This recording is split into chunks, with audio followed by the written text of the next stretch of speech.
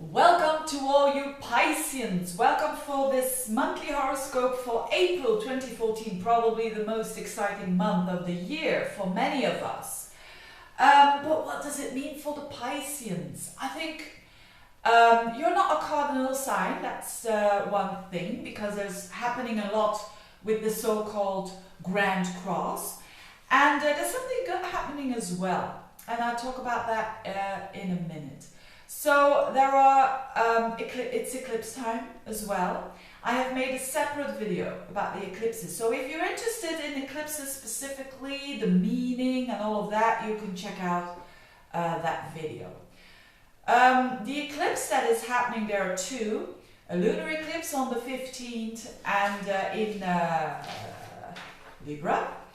And a solar eclipse in Taurus on the 29th. But I think the lunar eclipse is a bit of more energy because this Grand Cross is involved. So let's have a look what this all means for you, you Pisceans. First of all, the meaning of the eclipse. And I go back to the meaning of the Saros family. The meaning of the eclipses that are happening is kind of a warning. And so it's good to be warned, you know, then you are better prepared, I think. But the warning is of being not jumping the conclusions when it comes to the thinking processes, the ideas. So it's the energy of the eclipse is about very impulsive ideas coming up, very impulsive thoughts coming up. So the only thing is, if you don't jump to conclusions, then there's nothing wrong with it. Okay, so it's not that it sounds maybe more terrible than it is. But what is happening now? There is a trigger. There is the Grand Cross, and there is something that softens. These are the three things I'm going to explain. First of all, the trigger, and it's quite the trigger of the Grand Cross. Now, what is a Grand Cross? I'm not going to explain that in detail. It simply means a lot of energy is a lot of pushing energy, nervous energy, energy of I want to break through. And this energy is needed to make the necessary changes. So it's if you see that in a natal chart or if you see that in transits, it often means that people have been waiting too long for making a change. And so actually the square helps us to get out of it and to make the change.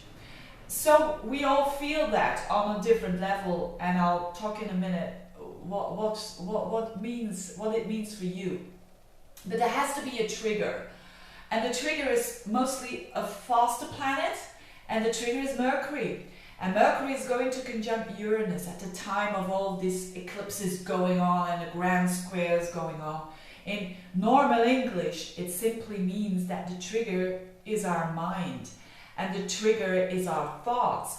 Or, on another level, the trigger is the information that comes to us, whether we like it or not. So Mercury is conjunct Uranus. And Mercury is the planet of thoughts and communication and ideas. So this eclipse is belonging to a Saros family that is already about those impulsive ideas. And this is now emphasized by this particular eclipse because it's also about the trigger of those, you know, ideas that comes very quickly.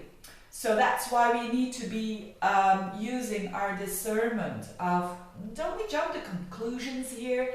And some signs can do that better than others. If you have quite some Saturn in your chart, I wouldn't be worried at all.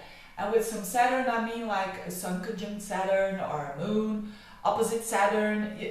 If you have a personal planet with Saturn, you could say, hey, with all this information coming here, I'm not going to jump the conclusions.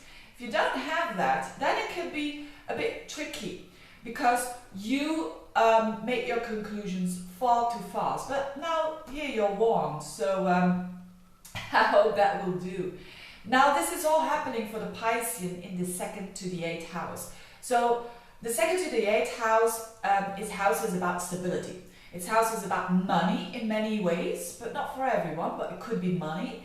It could be your worth, self-worth, or worth of other people, probably the person that you are with if you are in a relationship. So the trigger here is with Mercury, the ruler of your 7th house. So if there is a difference if you're in a relationship or not. If you're not in a relationship, your thoughts are probably on your 2nd house.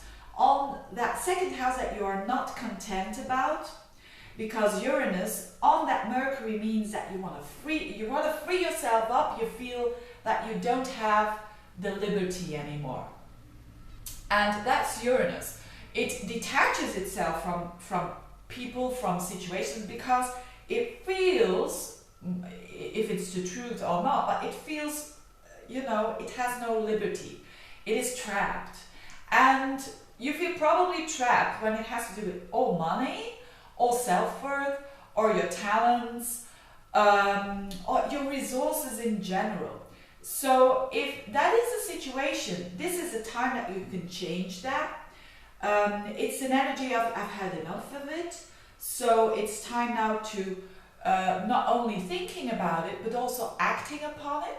Because this lunar eclipse is triggering your 8th house, where Mars is and where the moon is.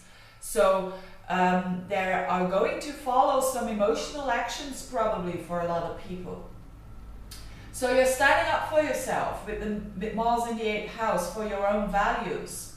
Or you're arguing with the values of people who are close to you, even if you are single. Now, and you can make drastic changes. You can say, look, I'm going to change jobs to earn more money, or I'm going to do something extra, or I'm going to invest differently, or anything that has to do with your resources. Or you're going to study something new, because the 3rd house is associated with study, but the 2nd house is a talent, so it often starts with doing something new there. Now, if you are together with someone, it could be that that other person is acting a bit Uranus-like, because that 7th house is Mercury, and it's in the 2nd house conjunct Uranus. So it could mean that your loved one has enough of it, or had enough of it, of a certain situation, probably that has to do with finances, that has to do with maybe the clash of values. And it doesn't have to be the biggest value issue ever, but it could have to do with something, you want that and I want that, and it's in opposition to each other. And and this energy is about you saying, oh, what the hell is this person doing here? But it's because they have been feeling trapped for way too long. And now all of a sudden you see this unusual kind of detached action of that person who is close to you. But it's because this person has been building up energy. And you have to review that. So it's a lot of possible things, I know, but it's because a lot of houses are triggered here. I even haven't spoken about the Pluto in the 11th and the Jupiter in the 5th. And Jupiter is you, it's your ruler. And it also clashes to Pluto. So it means that all Pisceans are going through a transformation process. Pieces of themselves are dying in order for new pieces to come in. Or maybe a friend, could be a friend as well. Pluto in the 11th, maybe your friend is going through a very hard time. And I hope it could be an illness, or it could be maybe a marriage that has been broken, or whatever. I do hope when they ask money of you, that you have the money, and that you can miss it, because these money houses are involved as well. And I know that Pisceans are quite, they are how do you say that, generous. So watch out for that as well. But all in all, I think it's a good month for the Piscean, because Venus is in your sign at the same time whilst all this is happening. So for the whole month, Venus is in your sign. For the whole month, this means that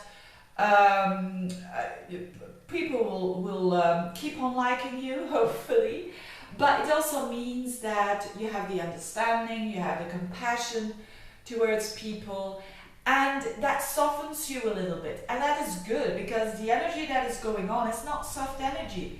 especially with this Uranus. It can be very detaching from situation, but it's only detaching again because the liberty has been gone. So, but with this Venus in your sign, I think Pisces will really do well with this quite erratic energy going on during April.